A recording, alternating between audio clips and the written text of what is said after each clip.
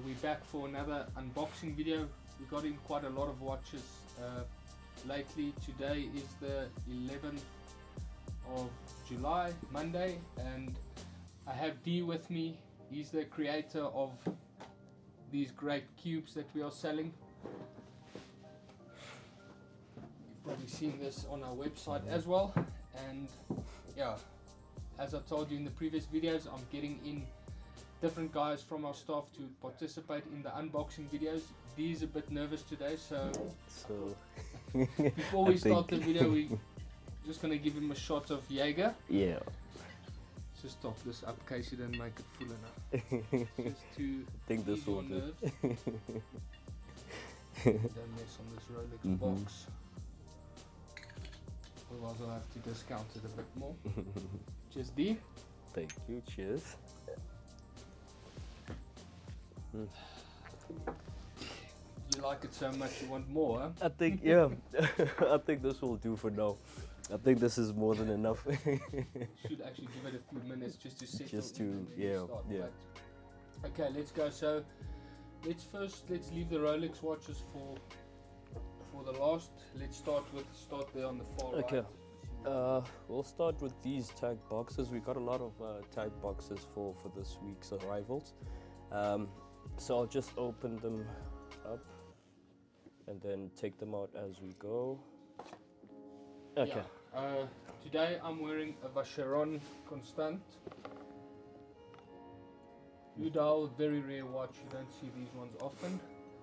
D is wearing a... Also have something special here, the Heuer 280 hour. This is a very special piece as well. Yeah, that's a new movement from Tag Heuer, which is the 80-hour power reserve, which is crazy. Yeah. It's very nice. It's a good piece. So as our first piece, we got these Carrera with a full ceramic bezel. So with the previous ones, you would have the bezel as the aluminium bezels. Yeah. So I think with these, they truly are special because it's the whole full bezel that is the top, the ceramic. Yeah. And then the second piece, we have it's the same piece, watch, just on a bracelet. And according to refurbing these, I think these are quite difficult to refurb. And speaking according to personal experience, I think when they come out very well from a refurb or after a refurb. But these ones won't need refurb. Yeah, these are brand new. They can qualify as new, but we did buy them pre-owned from a client. But okay. This is the blue dial on a brown rubber strap. This one is actually very popular at the moment. We get a lot of requests for it. Probably by the time this video will go out, it will probably be sold. Okay. Then we also have the blue one, also the ceramic bezel. So we have 4 of these in very cool watches that you can get at quite a big discount compared to the store retail price. The next one this is a really special one if you are a Formula 1 fan, and especially if you are a Michael Schumacher fan. This is from the Schumacher, they call it the Legend Collection. This watch looks a lot like a Rolex Daytona Paul Newman would look with this dial. It's very nice, very collectible. You can do your research, you won't see a lot of these online. It's also a watch that came in. So I think thus far this piece has been my favorite of the Omegas, because I've never seen a dial this beautiful. What's your favorite brand, would you say, from all the watches you've seen and come across? I think it's a Rolex that has struck me as my favorite brand. I think just in the manufacturing side of things, because I always have a perspective of looking at things from a manufacturing point of view. If you could pick only one watch that you would, I tell you, you can have one watch and that's the only watch you'll have, which one would it be? I think it would be the 116710, the LN. The one with the GMT, with the green written GMT. Oh, okay. Yeah, I think that one is. Yeah, I think that's the watch that I think it has a perfect fit. Everything is symmetrical, and yeah, and of we will course, show you that watch now. We'll get it. I actually got one of them in. Okay. Then another tag we got is the Red Bull Racing, nice little Formula 1. And let's move on to, let's just finish the other brands. Let's leave Tudor with Rolex. Staying with Omega. Omega has really nice boxes. When you compare their boxes to Rolex or Tag's boxes, they're just on another level. This is the newest Speedmaster professional chronograph. This is the latest release that's out of this watch.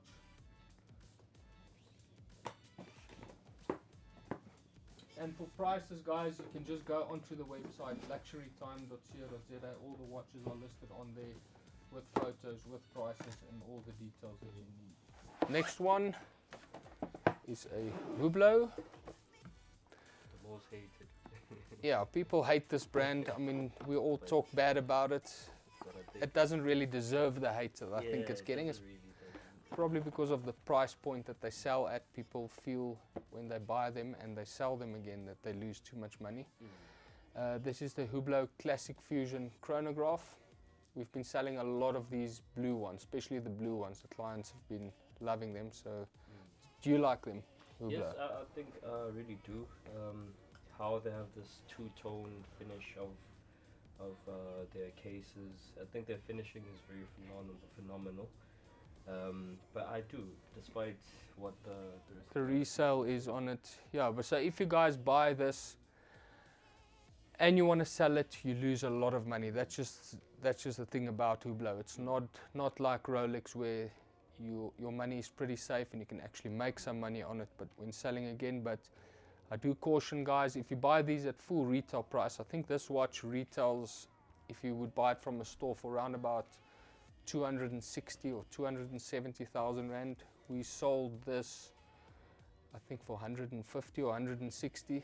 It's close to 100,000 rand off the retail price. And if you want to come sell this again in the pre-owned market, you'll be lucky if you get back 100,000. So you're going to lose like 60,000.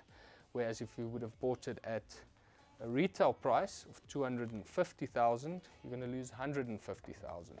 But as I say, buy watches because you like them, not because of the investment value. Okay, let's move to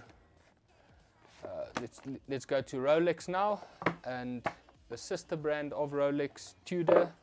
You can have a look at that one.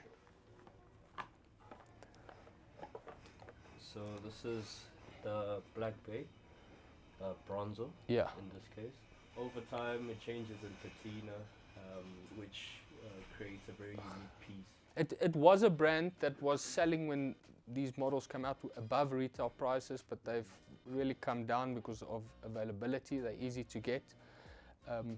As you've seen on my Instagram, I don't like the brand that much, but that's purely because when they just all the new models launched, the prices were really inflated. I was paying a lot of money for them above retail, thinking it was going to be a brand like Rolex, and it wasn't. Lost the money on it and it's put a bad taste in my mouth. But all in all, it's an excellent brand, a really good watches, value for money. There's not much that come. I mean, you're getting a Rolex for the price, a tenth of the price of the other. I mean, they come from the same company, manufacturer.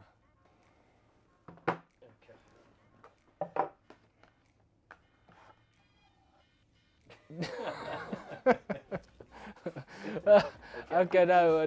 This is a special piece, and I think it's worth. I thought I was going to catch him, but, no, but I obviously, had some of the Jaeger, so I think. Obviously, D is not scared of snakes. I'll have to find out some other way to catch you. No, not this time. Okay. I think you're too relaxed. I think you maybe had something to drink on Sunday as well. So let's try this box and see how it's gonna turn out.